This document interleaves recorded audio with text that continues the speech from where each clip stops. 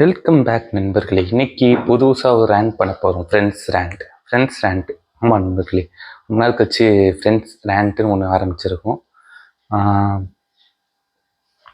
அது எப்படி இருக்கும் நீங்கள் கேட்குறீங்கன்னு புரியுது. எப்படி இருக்கும் தெரியுமா? பயங்கரமாக இருக்கும். ஒரு ஃபுல்லாக கேளுங்க, நான் என்ன பேச போகிறேன்னு உங்களுக்கு நல்லா தெளிவாக புரியும். ஃப்ரெண்ட்ஸ் ரேண்ட்னா ஃப்ரெண்ட்ஸை பற்றி நான் சின்ன வயசுல என்னென்ன பார்த்துருக்கேன், என்ன மாதிரி ஃப்ரெண்ட்ஸுங்கிறத பற்றி உங்கள்கிட்ட பேச போகிறேன். சின்ன வயசுல எனக்கு எப்படின்னா, நான் பெரிய குரூப்பாக இருந்தேன் ஸ்கூலில். அந்த குரூப் காலேஜ் வந்தோடனே அப்படியே ஒரு ட்ரிபிளாக ஆச்சு. ட்ரிபிள் ஆனது அப்படியே குறைஞ்சி இப்போ நான் தனியாக நின்றுருக்கேன். எல்லா ஃப்ரெண்ட்ஸ் இருக்காங்க, அவங்க வேலை விஷயமா போயிட்டானுங்க. நம்ம மட்டும் தான் அப்படி சுற்றிட்டு இருக்கோம்.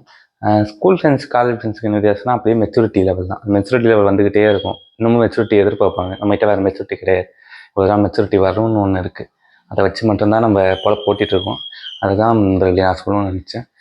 ஃப்ரெண்ட்ஸு நண்பர்கள் கடைசியில் இவங்க வருவாங்களா அவங்க வருவாங்களான்னு கேட்பாங்க. ஆனால் கடைசி வரைக்கும் ஃப்ரெண்ட்ஸ் கூடயே தான் வருவாங்க. எல்லா உதவியும் பண்ணுவாங்க.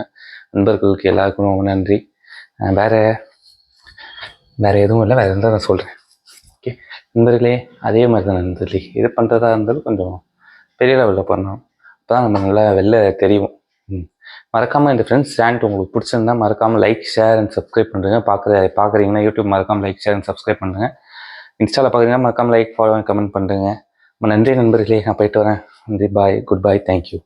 சீயா போயிட்டு என்ன சொன்னேன்? போயிட்டு வரேன்னு சொன்னேன். போயிட்டு வரேன்.